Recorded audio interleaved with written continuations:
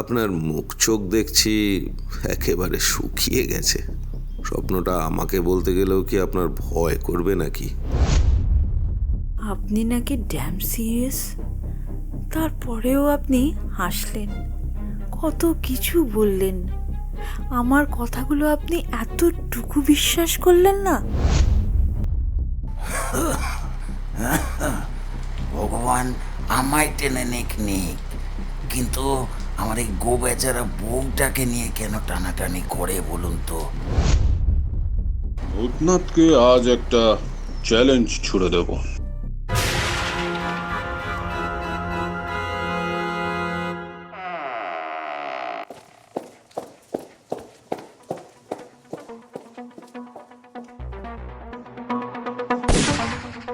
বাংলা গপ্পের ঠিক, এখানে শুধু ভয় নয়, ভাবতেও হয়।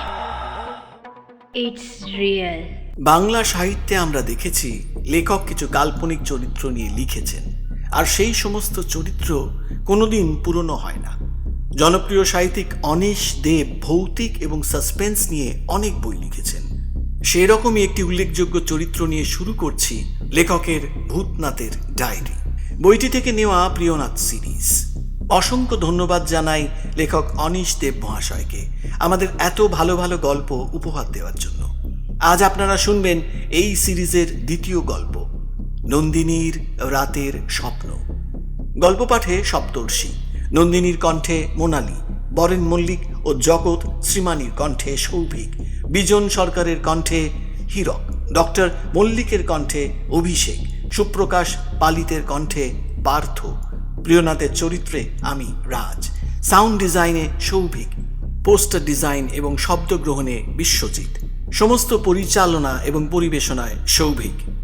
আমাদের সমস্ত গল্প শুনতে সাবস্ক্রাইব করুন এই ইউটিউব চ্যানেলটিকে। নোটিফিকেশনের জন্য অবশ্যই বেল আইকনটি প্রেস করুন। মদ্যপান, ধূমপান এবং মাদক সেবন স্বাস্থ্যের জন্য ক্ষতিকারক। তবে শুরু করছি আজকের গল্প, নন্দিনীর রাতের স্বপ্ন।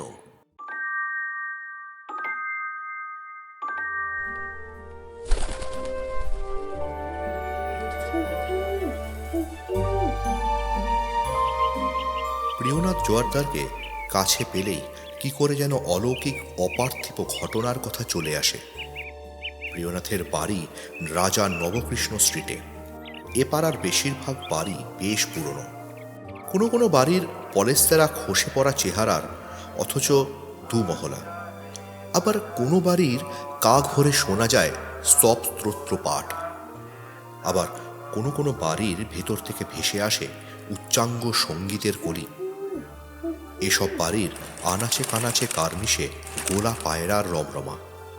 এ ধরনের পুরনো পাড়ায় যেমন রোয়াক কালচার রয়েছে, তেমনই রয়েছে বৈঠকি আড্ডার আসর। সুপ্রকাশ পালিতের বৈঠকখানায় এরকমই এক নিয়মিত আসর বসে। সন্ধেবেলায় এই আসরে সব রকম বিষয় নিয়েই চর্চা হতে থাকে। কিন্তু প্রিয়নাথ হাজির থাকলেই কেমন এক ঘোর আলো পেঁচালো পথে আলোচনা শেষ পর্যন্ত ভূত প্রেত অশরীরী অলৌকিকেই গিয়ে দাঁড়ায়। আজ সেই সকাল থেকেই আকাশ মেঘভাসী। তারপর দুপুরবেলা ধারাপাথের প্রথম পাতার শুরু। যতই সময় গড়িয়েছে বৃষ্টির দুঃখ ততই বেড়েছে। তাই হাঁটু জল ঢেলে সুপ্রকাশ পালিতের বৈঠকখানায় মাত্র 4 জন এসে হাজির রয়েছে। রাস্তায় জমে থাকা জলের ওপর খই ফোটানো ঝমঝম বৃষ্টির শব্দ পরিবেশকে একটু যেন অন্যরকম করে দিয়েছিল। সুপ্রকাশ পালিতের চোখে হাই পাওয়ারের চশমা। বেশ কিছুদিন আগে ছানি কাটিয়েছেন। বয়স যত না হয়েছে তার তুলনায় মুখে ভাঁজ পড়েছে অনেক বেশি। একটু মোটাসোটা জমিদারি চেহারার মানুষ। গাল দুটো ভারী হওয়ায় মুখের দুপাশে সামান্য ঝুলে পড়েছে। মাথার চুল এখনো পুরোপুরি সাদা হয়ে যায়নি। নাকটা বেশ বড়, সবচেয়ে আগে ওটাই চোখে পড়ে। নিচের ঠোঁটটা খানিকটা উল্টানো।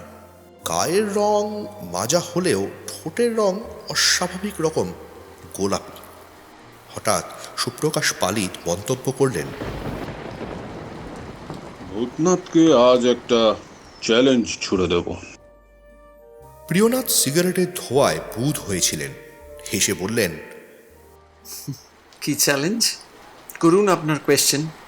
চ্যালেঞ্জ মানে ওই একটা স্ট্রেট কোয়েশ্চেন করব আর তার স্ট্রেট কাট জবাব চাই। আর স্পষ্ট জবাব যদি না দিতে পারেন তার মানে ধরে নেব আপনি হেরে গেছেন। বরেন মল্লিক পান চিবোচ্ছিলেন। জড়ানো গলায় কৌতূহলী হয়ে বলে উঠলেন, আরে কি ব্যাপার, খুব ইন্টারেস্টিং মনে হচ্ছে। বরেন মল্লিকের লন্ড্রি আছে, তাই বর্ষা ভেজা কাদা প্যাচপ্যাচে দিন খুব পছন্দ করেন। পানের দারুণ ভক্ত, আর প্রায় বলেন, মশাই, পান আর বর্ষা এই দুটোই আমার ভরসা। মুখে পান না থাকলে জীবন বৃথা, আর বর্ষা না থাকলে লন্ডির ব্যবসা ঠনঠনে গোপাল, মানে ক্যাশ বাক্স পুরোই ফাঁকা।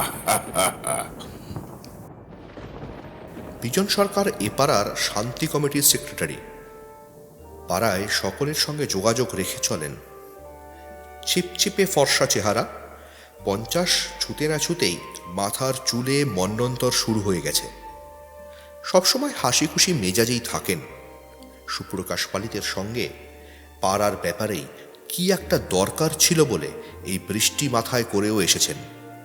তারপর আড্ডায় জমে গেছেন। বিজন সরকার হেসে বললেন, কি ব্যাপার সুপ্রকাশ দা, একেবারে খেপে গিয়ে চ্যালেঞ্জ ছুড়ে দিচ্ছেন? বৃদ্ধ জগৎ শ্রীমানি হাতের বিড়িতে ঘন ঘন টান দিচ্ছিলেন। ভাঙা ফ্যাস ফ্যাসে গলায় বলে উঠলেন,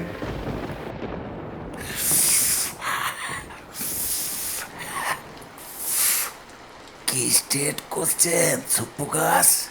মানে আমার বউ আমাকে প্রথম দিন যে কোশ্চেনটা করেছিল ঠিক সেরকম নাকি?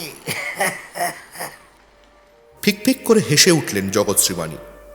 হাসির দমক থামলে বিড়িতে জুত করে একটা টান দিয়ে মন্তব্য করলেন, অবশ্য প্রিয়নাথ বাবুর ভয় বা লজ্জা বলে কিছুই নেই। উনি সাত্বিক মানুষ। তোমার কোশ্চেন যদি জোরালো না হয় উনি কিন্তু ছক্কা হাঁকাবেন। জগৎ শ্রীমানি চেহারায় ছোটখাটো, যথেষ্ট বৃদ্ধ মানুষ। আদি রসের রসিকতার জন্য পাড়ায় বিখ্যাত অথবা কুখ্যাত। ঈশ্বর ভক্ত মানুষ, অথচ মজা করে বলেন,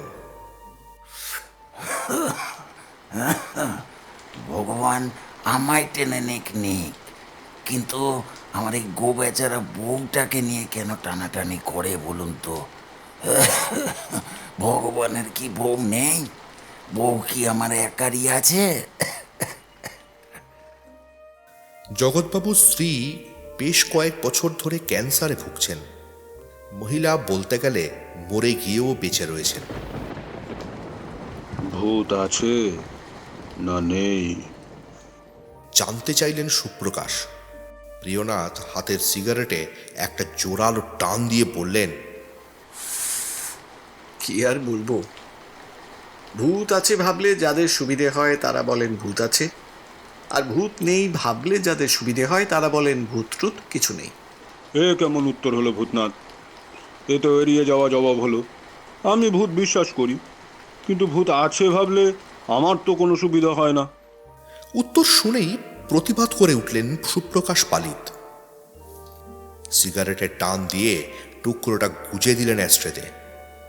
সকলের মুখের ওপরে আলতো করে চোখ বুলিয়ে তারপর খানিকটা ইতস্তত করে বললেন, ঠিক আছে, একটা স্ট্রেট কাট জবাব দেওয়ার চেষ্টা করছি। আপনারা সকলেই তো একসময় জিওমেট্রি পড়েছেন। তাতে বিন্দুর সংজ্ঞা মনে আছে? যার দৈর্ঘ্য, প্রস্থ বা বেদ কিছুই নেই, কিন্তু অবস্থিতি আছে, তাকেই বলে বিন্দু। কি অদ্ভুত সংখ্যা! দৈর্ঘ্য, প্রস্থ বা বেদ নেই, অথচ আছে, অর্থাৎ মাপা যায় না কিন্তু তার অস্তিত্ব আছে।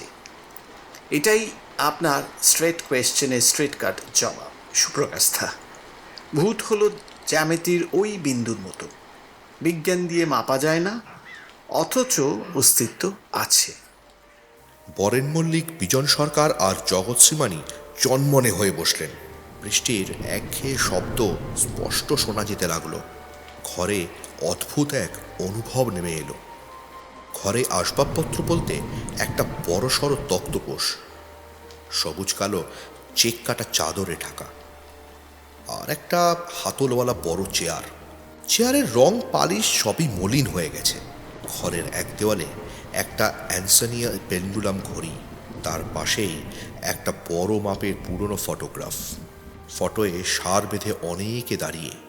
সময়ের আঁচড়ে ফটোর নানান জায়গায় ক্ষয় ধরেছে ঠিকই, কালো রং বাদামি হয়ে গেছে। ঘরের ডান দিক ঘেঁষে দাঁড়িয়ে কারুকার্য করা একটা প্রাচীন আলমারি, মলিন কাচের ওপিঠে কিছু বইপত্র আর টুকিটাকি জিনিস। একেবারে ওপরের তাকে দুটো পেতলের কাপ। কোনো কালে সুপ্রকাশ পালিতের কোনো পূর্বপুরুষ হয়তো প্রাইজ পেয়েছিলেন। পুরনো বিড়ি শেষ করে নতুন একটা বিড়ি ধরালেন জগৎ শ্রীমানি। সস্তা লাইটারটা পাঞ্জাবির পকেটে রাখতে রাখতে মাথা নেড়ে তারিফের সুরে বললেন, খাসা বলেছেন প্রিয়নাথ বাবু। ভূত নেই অথচ আছে, কিংবা আছে অথচ নেই। ব্যাপারটা বেশ ঘোরালো। বরেন মল্লিক পানের পিক ফেলতে দরজার কাছে উঠে গেলেন। ফিরে আস্তে আস্তে বললেন, এই বৃষ্টি মনে হয় আর ঘন্টাখানাক চলবে। তাহলে এইবারে বোঝা গেল, মানে ভূত জ্যামিতির বর্ডার লাইনের মতো। বিজন সরকার মন দিয়ে সকলের কথা শুনছিলেন আর কিছু একটা বলার জন্য উসখুস করছিলেন।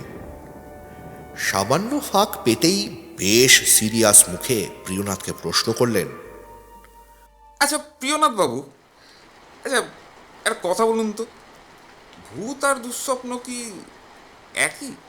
কেন এই কথা বলছেন কেন? যেহেতু দুটো দেখেই আমরা ভয় পাই। অবশ্য আমি ভূতে টুতে বিশ্বাস করি না, কিন্তু প্রায় দুঃস্বপ্ন দেখে আমার কিন্তু খুব ভয় হয়। যদিও জানি এগুলো মানে স্বপ্ন, মিথ্যে, তাহলেও এটা কেন হয় বলতে পারবেন? কারণ স্বপ্ন দেখার সময় আমরা স্বপ্নটাকে সত্যি বলে ভাবি। ওটা যে স্বপ্ন সেটা বুঝতে পারি ঘুম ভেঙে সচেতন হওয়ার পর। তখন বেশিরভাগ ক্ষেত্রেই স্বপ্নটা আমাদের মনে থাকে না, অনেক সময় টুকরো টুকরো মনে থাকে। গোটা স্বপ্নটা মনে রাখতে পারে এমন মানুষ খুবই কম। কোনো কোনো স্বপ্ন কোনো এক অজানা কারণে মনে থেকে যায়। সিগমন্ড ফ্রয়েড তার দেখা একটা স্বপ্ন ৩৭ বছর পরেও স্পষ্ট মনে রাখতে পেরেছিলেন। এটা খুবই রেয়ার ক্যাপাসিটি। এর ব্যাখ্যা কেউ এখনো দিতে পারেনি। তাছাড়া স্বপ্ন যে আমরা ভুলে যাই তার ব্যাখ্যাও বেশ জটিল। ভূতের মতোই স্বপ্নও বড় রহস্যময় ব্যাপার। মৃত মানুষরা অনেক সময় স্বপ্নে দেখা দেয়। আমার এক খুড়তুতো ভাই ২৮ বছর আগে বাস চাপা পড়ে মারা গিয়েছিল। আমি তখন কলকাতার বাইরে ছিলাম, ওকে শেষ দেখাও দেখতে পাইনি। অথচ ওর অ্যাক্সিডেন্ট হওয়া ডেড বডিটা প্রায় স্বপ্নে দেখতে পাই। আসলে আমি ওকে খুব ভালোবাসতাম। বৃষ্টি হঠাৎ জোরে শুরু হলো। পাঁচ পড়ার শব্দ শোনা গেল আবার। প্রিয়নাথ চোখ থেকে চশমা খুলে চশমার কাঁচ দুটো রুমাল দিয়ে মুছতে মুছতে বললেন, যদি আপনাদের হাতে সময় থাকে তাহলে একটা মেয়ের অদ্ভুত স্বপ্ন দেখার গল্প আপনাদের শোনাই। মেয়েটি বারবার করে বলেছিল তার অসুখের কথা আমি যেন কাউকে না বলি, তাই ওর আসল নাম আপনাদের বলছি না। ও আমার কাছে ওর অসুখের ব্যাপারে কনসাল্ট করতে এসেছিল। আমি ওকে কয়েকটা সাজেশন দিয়েছিলাম, তাতে কিছু কিছু কাজও হয়েছিল। তবে গল্পটা বলার পর কেউ আমাকে কোনো প্রশ্ন করতে পারবেন না। সুপ্রকাশদা, আপনিও যেন আবার নতুন কোনো চ্যালেঞ্জ ছুঁড়ে দেবেন না। চশমাটা নাকের ওপর ঠিক করে বসালেন প্রিয়নাথ। একটু চুপ করে থেকে প্রিয়নাথ শুরু করলেন তার কাহিনী। ধরা যাক মেয়েটির নাম নন্দিনী। ঘরের তেরছা আলোয় নন্দিনীর মুখে ভয়ের ছাপ বেশ স্পষ্ট হয়ে উঠেছিল। ও অসহায় চোখে ডক্টর মল্লিকের চোখে তাকিয়ে রইল। অনেক আশা নিয়ে ও ডক্টর মল্লিকের চেম্বারে এসেছে। মনের চিকিৎসার ব্যাপারে ওর খুব নাম। অফিসের এক কলিগের কাছে নন্দিনী ডক্টর সুনয়ন মল্লিকের খোঁজ পেয়েছে। ডক্টর মল্লিকের কপালে অসংখ্য ভাঁজ। ভাঁজের সংখ্যা কখনো কমছে, কখনো বাড়ছে। গদি আটা রিভলভিং চেয়ারে হেলান দিয়ে চোখ ছোট করে তিনি 27-28 সুন্দরী মেয়েটির দিকে তাকালেন। একটা ছোট হুম শব্দ করে ভারী গলায় বললেন, রক্তের দাগ। আপনি শিওর? আমার তো সেরকমই মনে হয়েছে। আপনি হয়তো বলতে পারবেন। আপনি একটু রিল্যাক্স করুন। এইভাবে বললে ব্যাপারটা কিন্তু আমার কাছে ঠিক ক্লিয়ার হচ্ছে না, কেমন যেন এলোমেলো খাপছাড়া শোনাচ্ছে। আপনি বরং একটু গুছিয়ে বলুন। ঠিক আছে ডাক্তারবাবু, প্রথম থেকে গুছিয়ে বলার চেষ্টা করছি। ডাক্তারবাবু, প্রায় 1 বছর ধরে আমি একটা স্বপ্ন দেখি। রোজ রাতে আমি একই স্বপ্ন দেখি, আর ওটা দেখলেই আমি ভয়ে পাথর হয়ে যাই। আপনার মুখ চোখ দেখছি একেবারে শুকিয়ে গেছে। স্বপ্নটা আমাকে বলতে গেলেও কি আপনার ভয় করবে নাকি? নিন, চটপট শুরু করুন। সল্টলেকের 8 নম্বর ট্যাঙ্কের কাছে একটা ছোট্ট বাড়িতে আমি আর আমার মা থাকি। মায়ের অনেক বয়স হয়েছে, নানান রোগে একেবারে শয্যাশায়ী। আমার বাবা মারা গেছেন প্রায় 8 বছর আগে। বাইকে করে বাড়ি ফিরছিলেন, ওই সময় অ্যাক্সিডেন্ট হয়েছিল। তারপর থেকে আমরা দুজনেই একা। আমি একটা প্রাইভেট ফার্মে স্টেনোগ্রাফারের চাকরি করি। সেই সময় মাকে একজন আয়া দেখাশোনা করে। মার ঘর দোতলায় আর আমি একতলায় থাকি। বাড়ি পাহারা দেওয়ার জন্য এভাবে শুতে হয়। মায়ের ঘর থেকে আমার ঘরে কলিং বেলের ব্যবস্থা করা আছে। যদি কোনো রকম এমার্জেন্সি হয়, মা রাতে ঘুমোন ওষুধ খেয়ে। তার ফলে রাতে কখনো উনি জাগেন না। এতে আমিও বেশ নিশ্চিন্তে ঘুমোতে পারি। রাতের খাওয়া দাওয়ার পাট চুকিয়েই প্রায় 11টা মতন হয়। তারপরে একটু গল্পের বই টই পড়ি। মোটামুটি আধ ঘন্টা বই ম্যাগাজিন পড়ার পর ঘুমোই। আর ঘুমানোর পরই আমি স্বপ্নটা দেখতে শুরু করি। আমার ঘরের একপাশের দেওয়াল ঘেঁষে একটা কাঠের প্যাঁচা আছে। খুব দুষ্প্রাপ্য কোনো কিউরিও নয়, নেহাতি সাধারণ জিনিস।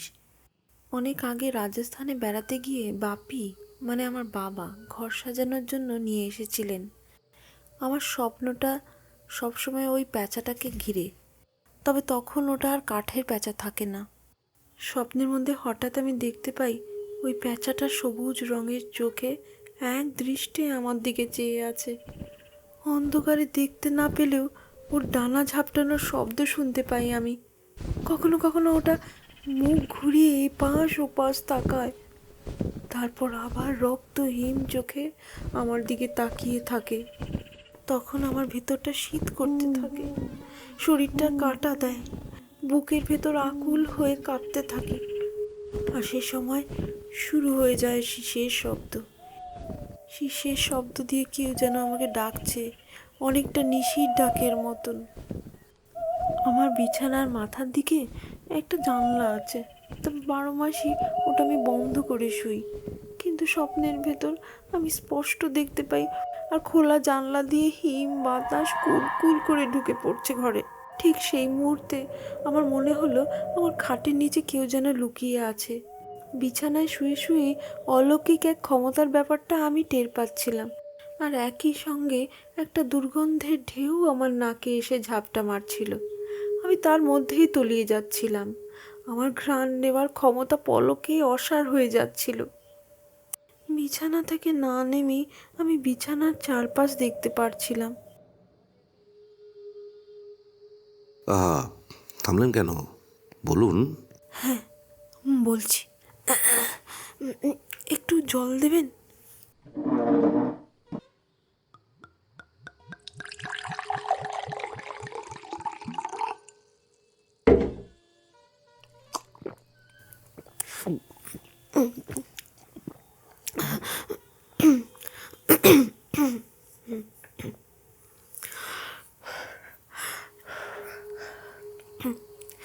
দেখলাম আমার বিছানার চাদরটা নিচের দিকে অনেকটা ঝুলে গেছে, আর কোনো এক অলৌকিক হাওয়ায় চাদরটা কেঁপে কেঁপে উঠছে।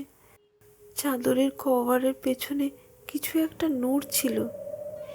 এও বুঝতে পারছিলাম দুর্গন্ধর দমকাটা বিছানার নিচ থেকেই বেরিয়ে আসছে। তাহলে কি দুর্গন্ধ ছড়ানো কোনো প্রাণী ওখানে লুকিয়ে থেকে আমাকে ভয় দেখাতে চেষ্টা করছিল? তখনই দেখলাম চাদরের গায়ে রক্তের দাগ। হঠাৎ খেয়াল করলাম আমার সারা গা লোমশ হয়ে উঠেছে, দাঁতগুলো ঠোঁটের আড়ালে আর থাকতে চাইছে না।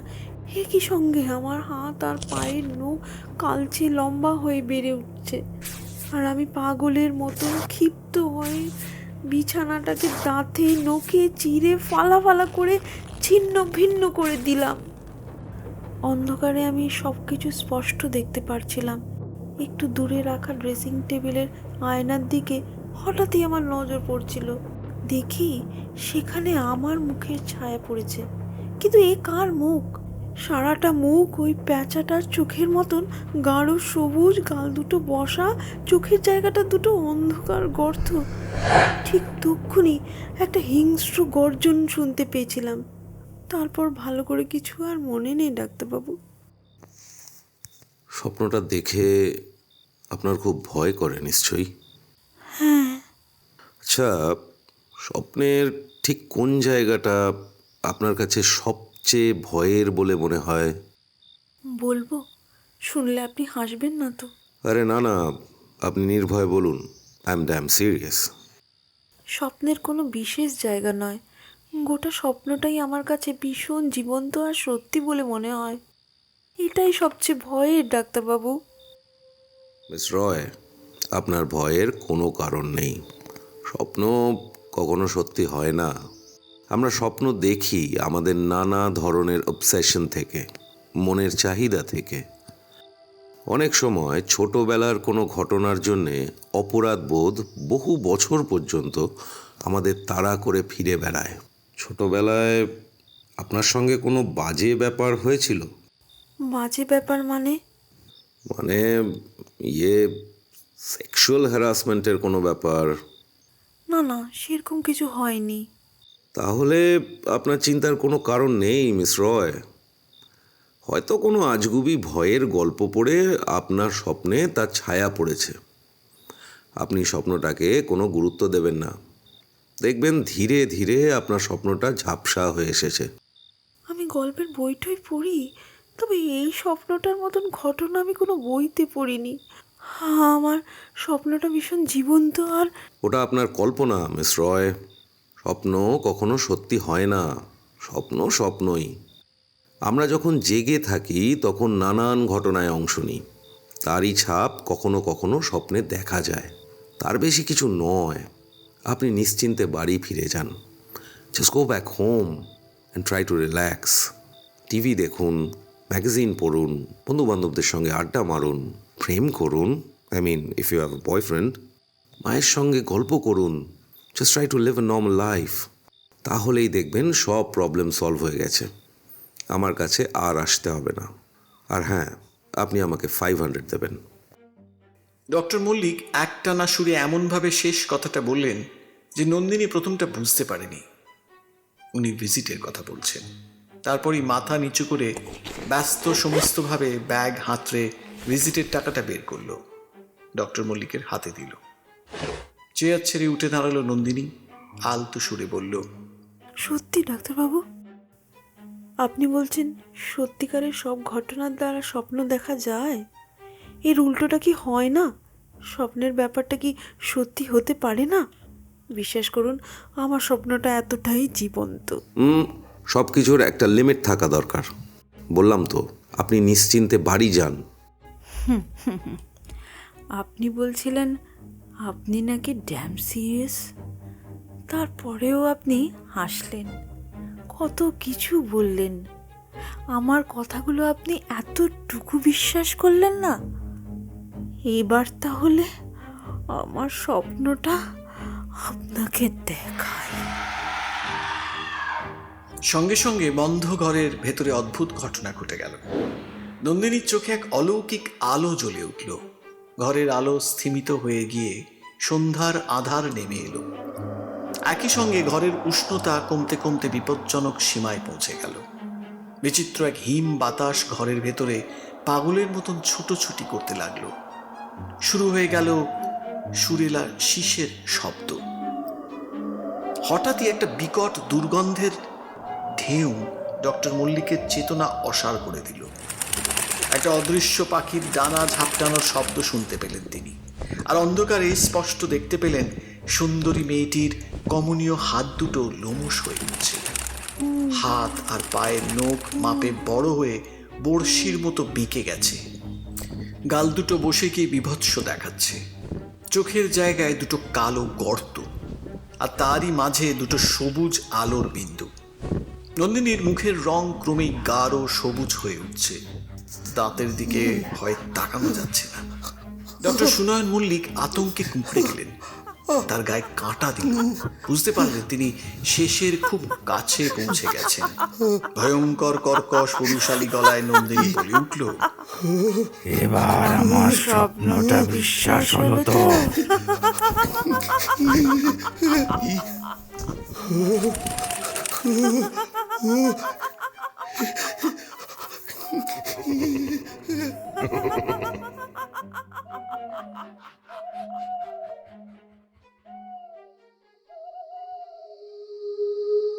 প্রিয়নাথের মুখ থেকে গল্প শুনতে শুনতে কখন যে বাইরে বৃষ্টি থেমে গেছে তা কারুর খেয়াল নেই। তবে রোজকার মতো সান্ধ্য চায়ের আসর আজকে একটু আলাদাই। সবাই বিস্ময়ের মুখে একে অপরের দিকে তাকাতে লাগলো। সবার মনে একটা প্রশ্নই জেগে উঠল, প্রিয়নাথের মুখ থেকে যা শোনা গেল তা যদি সত্যি হয়, তাহলে স্বপ্ন একটা মানুষের জীবনে কতটা ভয়ঙ্কর হতে পারে তা ধারণা করা যায় না। কিন্তু শুরুতেই প্রিয়নাথ বলেছিল, কোনো প্রশ্ন করা যাবে না।